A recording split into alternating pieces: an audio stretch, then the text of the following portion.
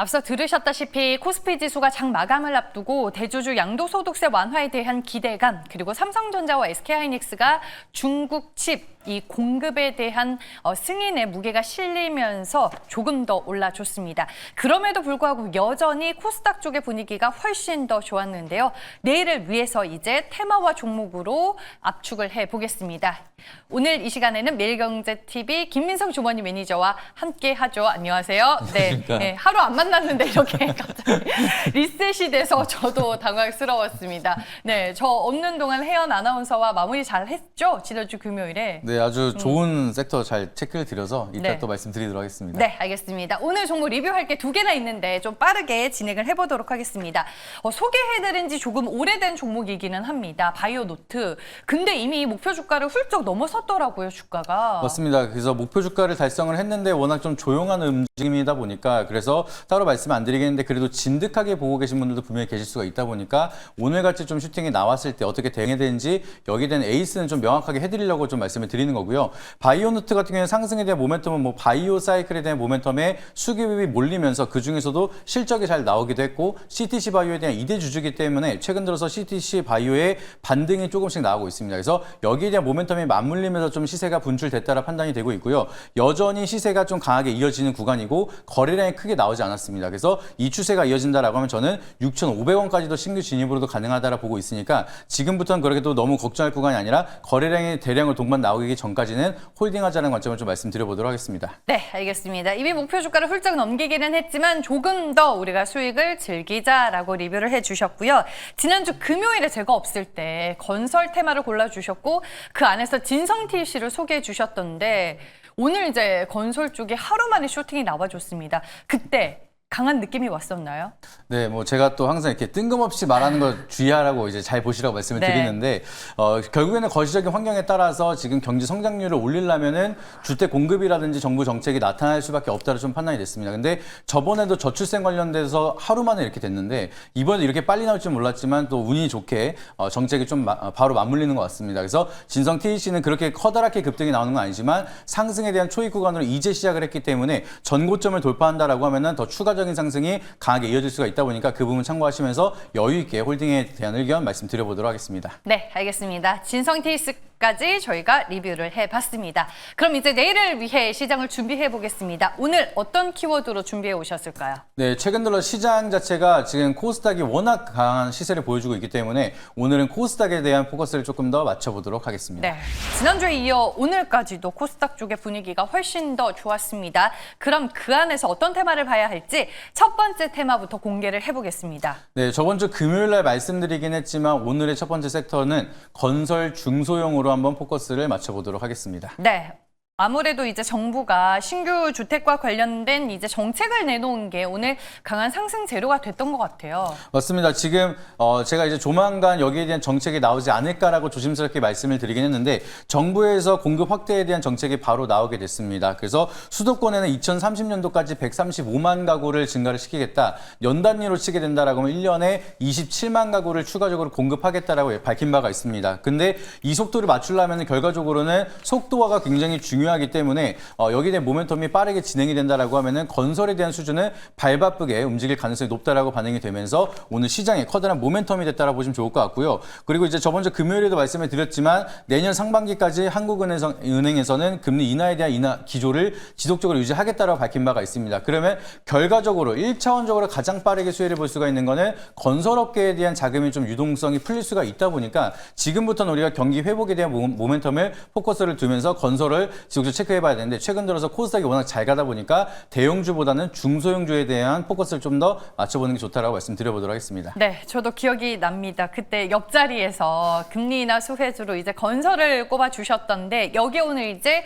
정부 정책이라는 모멘텀까지 더해진 테마가 아닐까 싶습니다. 장점 먼저 체크를 해볼까요? 네, 장점을 말씀드리면 이번에 시행까지 진행을 하는 게 LH에서 진행을 한다라고 얘기를 하고 있습니다. 그렇게 된다라고 하면은 LH가 직접 시행이 된다. 그러면 대형주보다는 보다는 중소형 건설사한테 하도급이나 도급 물량에 대한 기회가 늘어날 수가 있다 보니까 모멘텀 자체가 좀 중소형주로 저 포커스가 맞추고 있는 기회가 만들어지고 있다고 보시면 좋을 것 같고요. 그리고 이번에 이 모멘텀 형성이 되기 시작을 하면서 정책 테마 재개발에 대한 모멘텀 형성이 되고 오늘 좀 급등이 많이 나타나고 있습니다. 그리고 관련주들이 이제 KD 같은 종목은 정부에 대한 좀 정치 테마주로도 움직이기 시작을 하면서 급등이 나오기 시작을 했는데 지금처럼 건설이 그동안 조용하다가 테마에 대한 순환 사이클이 초입 구간으로 들어가기 시작을 했고 중장기적으로 본다 하더라도 실적에 대한 수혜가 이어진다라고 하면은 사이클이 아직은 많이 남아있다는 점 참고하시면 여전히 좀 주목할 필요가 있다라고 보시면 좋을 것 같습니다. 네, 알겠습니다. 반면에 우리가 단점으로 보고 유의해야 할 부분은 뭐가 있을까요?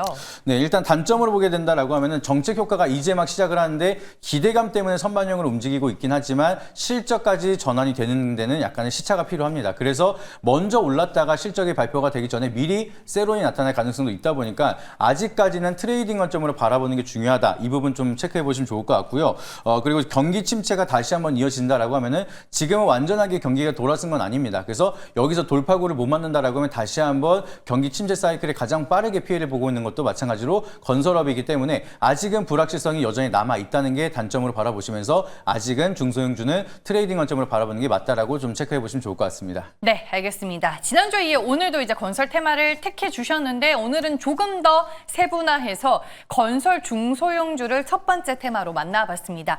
다음 두 번째 테마는 무엇일까요? 네, 두 번째 테마로는 이것도 마찬가지로 제가 자주 말씀을 드렸는데 그거를 좀 더 세분화해서 조선 기자재 테마로 한번 말씀드려보도록 하겠습니다. 네, 오늘 세진중공업 같은 경우에는 여전히 불이 꺼지지 않고 9거래일 연속 상승세를 기록했던데 지금 마스가 프로젝트에 대한 모멘텀이 조선 기자재에는 계속 반영이 되고 있는 거예요? 맞습니다. 지금 사실 뭐 조선 전체적으로 모멘텀이 부각이 되고 있는데 최근 들어서 코스닥 쪽에 대한 수급이 많이 쏠리다 보니까 대형 조선소보다는 아무래도 기자재 쪽에 대한 기대감이 더욱더 커지고 있다라 보시면 좋을 것 같습니다. 그래서 마스가 훈풍이 만들어지면서 여전히 강한 시세를 보여주고 있는 게 조선업보다는 조선 기자재가 인기가 좀 더 훈풍이 이어지고 있다라 보시면 좋을 것 같고요. 사실상 이제 마스가 프로젝트 기대감 속에서 중소형 조선업은 수주가 72%가량 급감을 했다는 소식이 만들어지고 있습니다. 근데 여기에 대한 기대감, 이제는 기저효과까지 기대를 하면서 바닥을 찍고 올라가지 않을까, 그리고 마스가 프로젝트를 통해서 수주가 늘어난다라고 하면은 중형 조선업에 대한 기회도 앞으로는 장기적으로 늘어날 수가 있다는 기대감이 맞물리면서 바닥에서 먼저 선반영이 올라가고 있다 보니까 대형주보다는 다시 한번 기대감이 맞물리고 있는 조선 기자재 쪽으로도 포커스를 맞춰볼 필요가 있다라고 말씀드려보도록 하겠습니다. 네, 알겠습니다. 조선 기자재 쪽은 뭐 계속 봐야 된다라고 말씀을 해주시는 것 같은데 장점으로는 뭘 볼까요?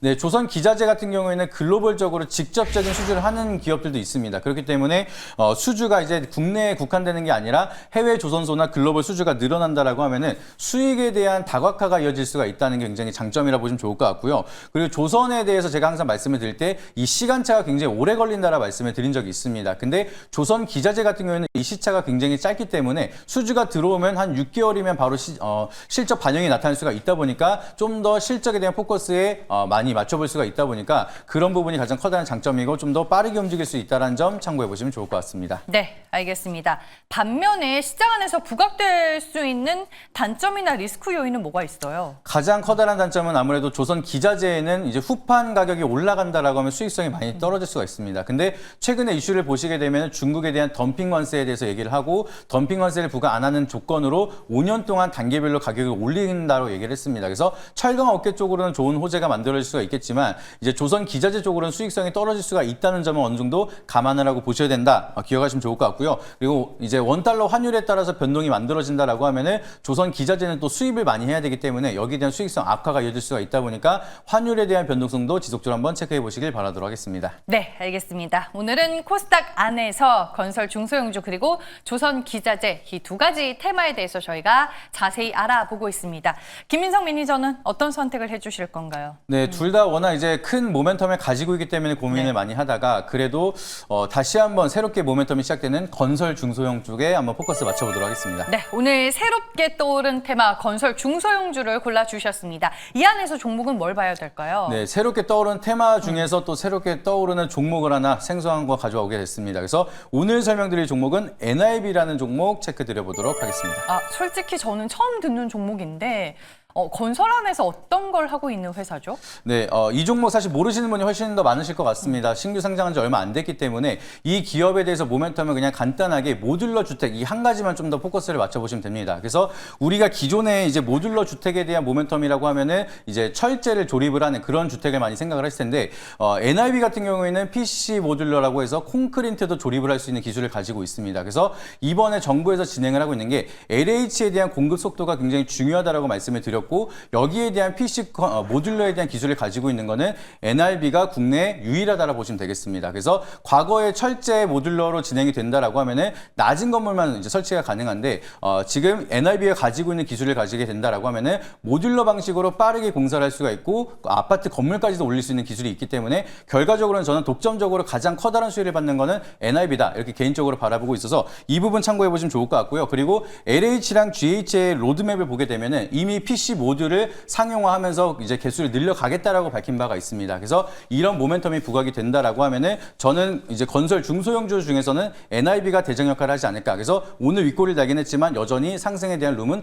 오히려 기대감이 더 크다라고 보시면 좋을 것 같습니다. 네, 모듈러 주택 관련주다라고 소개를 해주셨는데 언제 상장을 했대요? 상장은 7월 28일 날 진행을 했고요. 이제 계속해서 조정을 받고 있는 상황인데 여전히 이제 바닥이 다지고 이제 막 추세를 돌리는 구간이라서 신규 진입에는 훨씬 더 메리트가 있는 구간이다라고 보시면 좋을 것 같습니다. 그래서 오늘 윗꼬리를 달긴 했지만 여전히 상승에 대한 가격적인 메리트가 남아있는 구간이라 넥스트레이드로는 상장한 지 얼마 안 돼서 이제 편입이 안 되기 때문에 내일 시초가로 편입 말씀드려보도록 하겠습니다. 그리고 여기서 반등이 나온다라고 하면은 조금 더 목표가를 여유 있게 높게 잡아드리도록 하겠습니다. 그래서 1차 목표가는 18,500원, 손절가 라인은 추세 이탈하는 13,000원으로 조금 타이트하게 잡아드리도록 할 테니까 상방으로는 좀 길게 하방으로는 짧게 대응 한번 해보시길 바라도록 하겠습니다. 네, 신규 상장주고요. 정교장에서 거래가 가능하다라는 점 다시 한번 기억하시길 바라겠습니다. 오늘 무료 방송 있으실까요? 네, 4시 반에 또 유튜브를 통해서 공개 방송 진행할 예정이고요. 최근 들어 제가 방송을 통해서 말씀드린 종목들이 굉장히 좋은 흐름 많이 보여주고 있습니다. 그중에서